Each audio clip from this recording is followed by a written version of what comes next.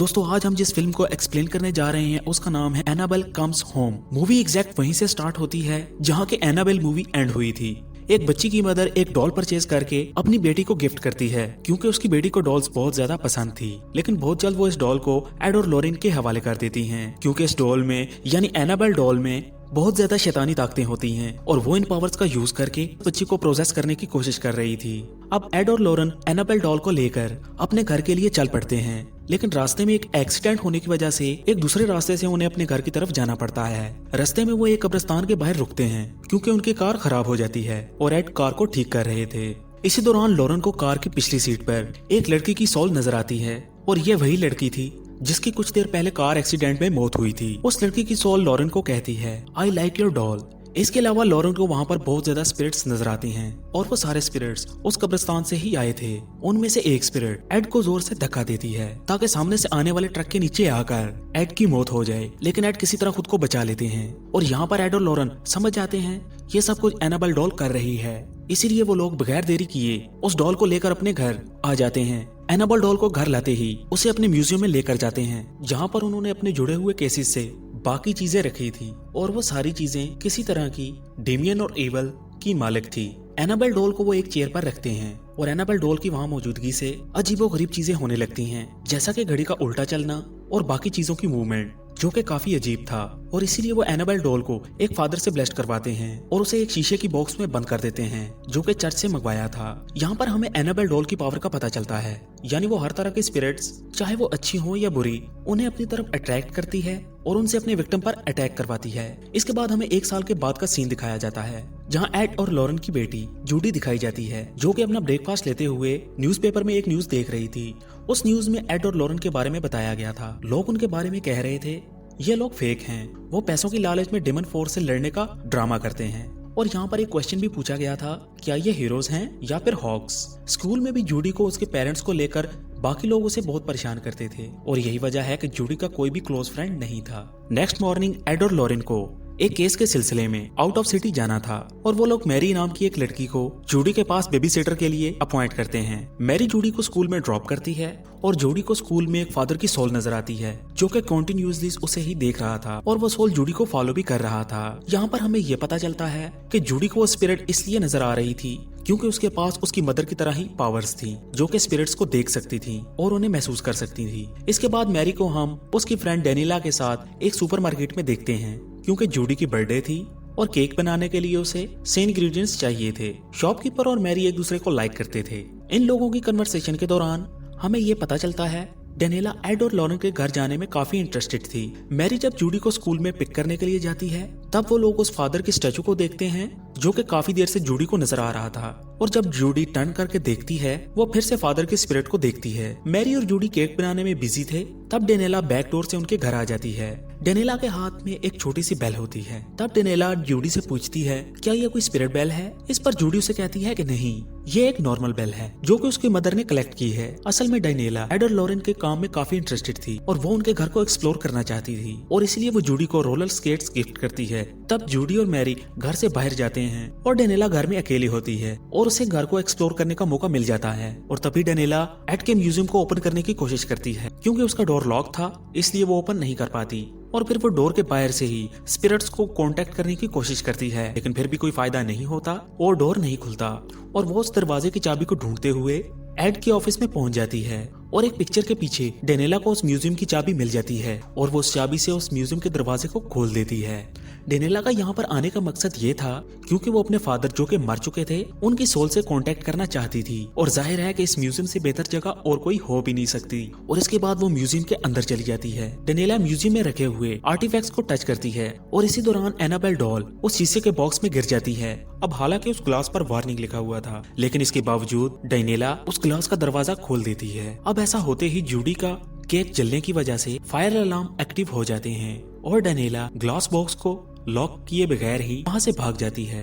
यहाँ पर हमें इस बात का अंदाजा भी हो जाता है कि एनाबेल डॉल जो कि अब बिल्कुल आजाद हो चुकी थी और वो अपने एविल पावर का यूज करके कुछ भी कर सकती है। और तभी डोरबेल बजती है। मैरी जब दरवाजे के हॉल से देखती है बाहर कोई भी नहीं होता, जिस पर वो काफी हैरान हो जाती है, लेकिन मैरी दरवाजा खोल देती है और वहाँ पर उसे एक बच्ची नजर आती है जो उसे कहती है कि उसे एनाबेल डॉल से खेलना है और फिर अचानक से वो बच्ची गायब हो जाती है, जो कि जाहिर है हैरान कर देने वाली बात थी। और दूसरी तरफ डेनिला को अपने फादर की सोल नजर आती है और वो उन्हें फॉलो करते हुए घर के अंदर चली जाती है। जूडी भी डेनिला को फॉलो करते हुए घर के अंदर चली जाती है, जहाँ पर जूडी को एनाबेल डॉल एक चेयर पर बैठी हुई नजर आती है और वहाँ पर अजीबोगरीब होने लगता है। और बेड के नीचे एक जूडी को एक नोट मिलता है जिस पर लिखा होता है कि मिस मी और साथ में क्वेश्चन मार्क। और वहीं पर जूडी को एक शैडो चलता हुआ नजर आता है और तभी अचानक से दी ब्राइड जूडी के सामने आ जाती है, जो कि एक चाकू लेकर जूडी पर अटैक करना शुरू कर देती है। जूडी उसे क्रॉस दिखाकर अपने आप को प्रोटेक्ट कर लेती है और साथ में काफी चिल्लाती है और उसके चिल्लाने की आवाज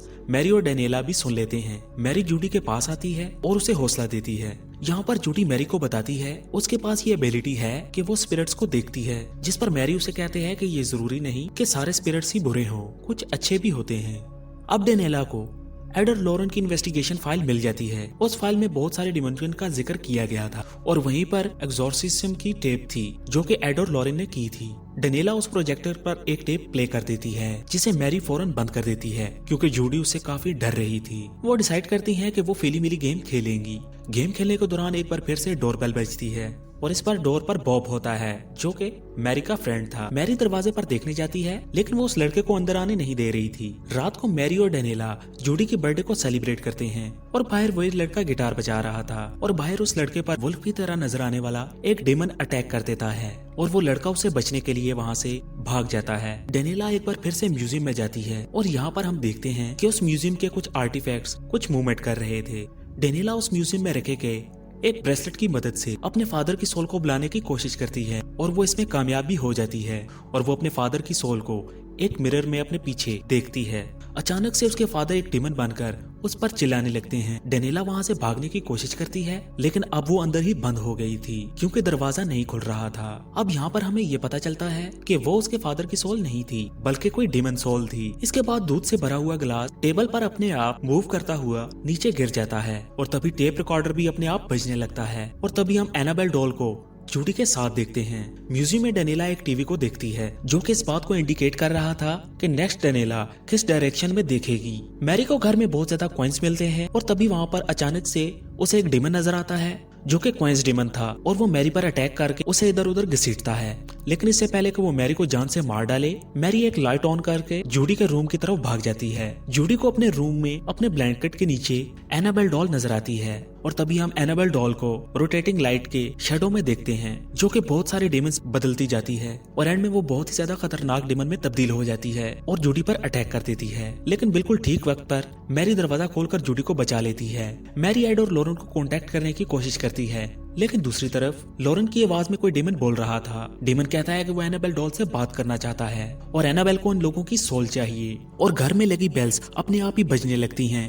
और तभी मैरी और जूडी फौरन म्यूजियम में पहुंच जाते हैं और तभी म्यूजियम में रखा गया टाइपराइटर अपने आप ही चल पड़ता है और वहाँ पर बिल्कुल एक ही वर्ड टाइप हो रहा था और वो था मिस मी। और वो तीनों किसी तरह म्यूजियम से बाहर आ जाते हैं। लेकिन बाहर आकर मैरी को सांस लेने में प्रॉब्लम हो रही थी क्योंकि उसे अस्थमा का प्रॉब्लम था। मैरी का इनहेलर बाहर कार में था और जूडी उस इनहेलर को लेने बाहर जाती है और तभी बाहर जूडी पर वो वुल्फ डेमन अटैक कर देता है और बिल्कुल ठीक वक्त पर वहाँ पर बॉब आकर जूडी को बचा लेता है। फिर हम देखते हैं कि दी ब्राइड डेनिला को प्रोसेस कर चुकी थी और डेनिला दी ब्राइड का ड्रेस पहनकर पूरी तरह प्रोसेस हो चुकी थी। अब सारी मुसीबतों से बचने का उनके पास सिर्फ एक ही हल था कि अब दोबारा से एनाबेल डॉल को उसी शीशे में दोबारा से बंद करके रख दे। लेकिन एनाबेल डॉल का तो कुछ अता पता था ही नहीं कि वो कहाँ गई है। लेकिन एक बार फिर से हम उस फादर के स्पिरिट को देखते हैं जो कि काफी दिनों से जूडी को नजर आ रही थी और वो जूडी को गाइड करके घर के उस तरफ ले जाते हैं जहाँ पर एनाबेल डॉल थी। और यहाँ पर हमें ये पता चलता है कि उस फादर की स्पिरिट अच्छी स्पिरिट थी।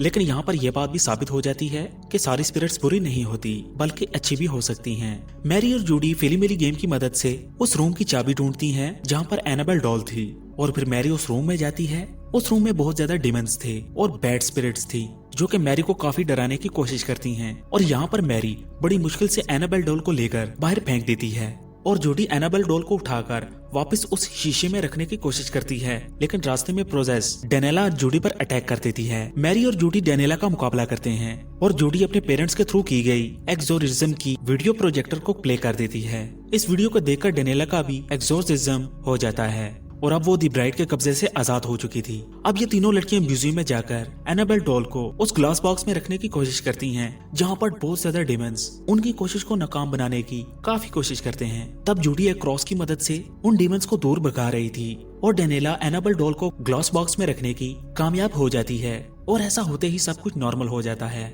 और तभी वहाँ पर शॉपकीपर भी आ जाता है। जूडी बताती है कि बाहर डीमन से इस लड़के ने ही उसे बचाया था, जिस पर मैरी काफी खुश हो जाती है। ये चारों लोग रात को वहीं पर टाइम एक्सपेंड करते हैं और सुबह होते ही एड और लॉरेन वहाँ पर आ जाते हैं। जूडी उन सारे इंसिडेंट्स को अपने पेरेंट्स को बता देती है जो कि उनके साथ हुआ था, जिसके बदले में वो दोनों अपनी बेटी को रिलैक्स कराते हैं। वो लोग जूडी का बर्थडे सेलिब्रेट करते हैं, सब कुछ हैप्पी और नॉर्मल हो जाता है और यहीं पर इस मूवी की हैप्पी एंडिंग हो जाती है।